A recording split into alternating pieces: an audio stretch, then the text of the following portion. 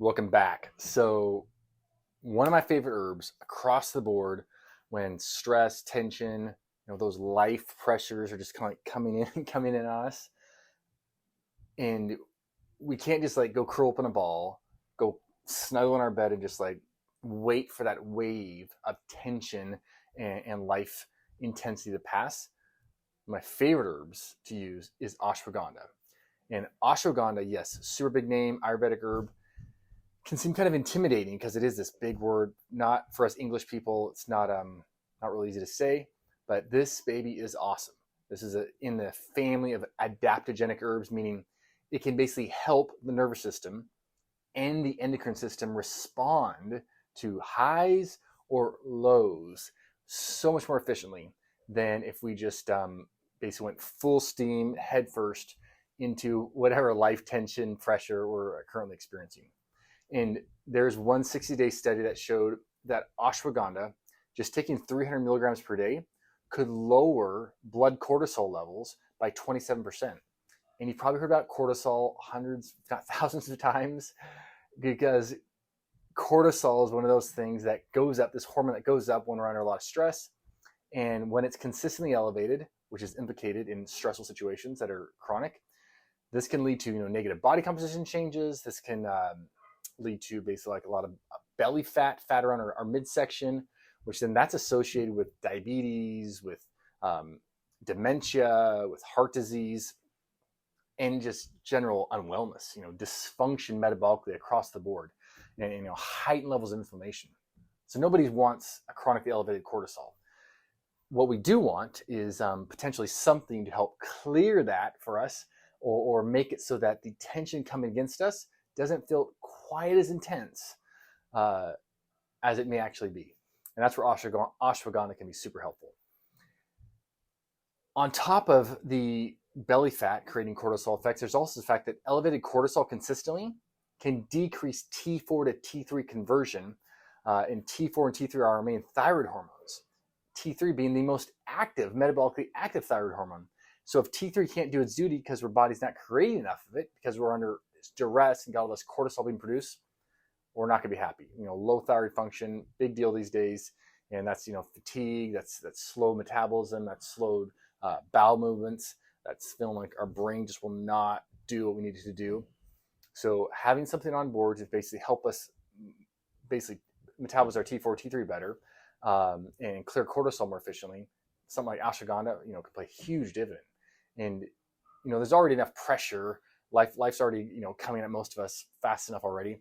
And so if things are really turning the corner, like, oh my goodness, this is just too much, feeling like our attitude's going the wrong way, then ashwagandha is something to check out, talk to your doc about, see if that's something you can bring on board to essentially help keep a rough situation from going really down, getting worse, and finding yourself in a big hole that you got to try and climb out of later on.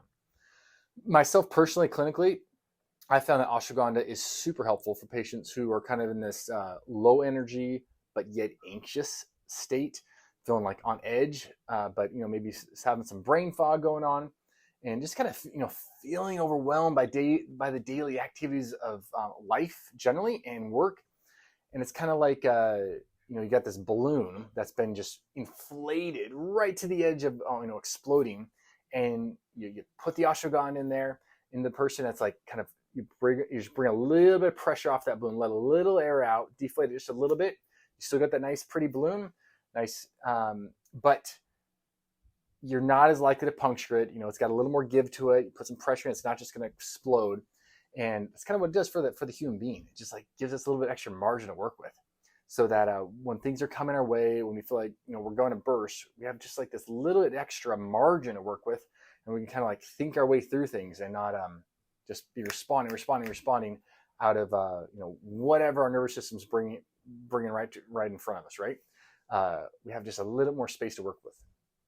So one last thing I would bring up related to ashwagandha is that it can boost testosterone levels.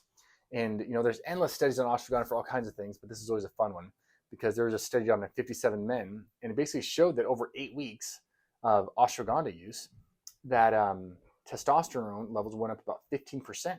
It's pretty awesome, right? And testosterone, of course, especially in guys, is at an all-time low across the board.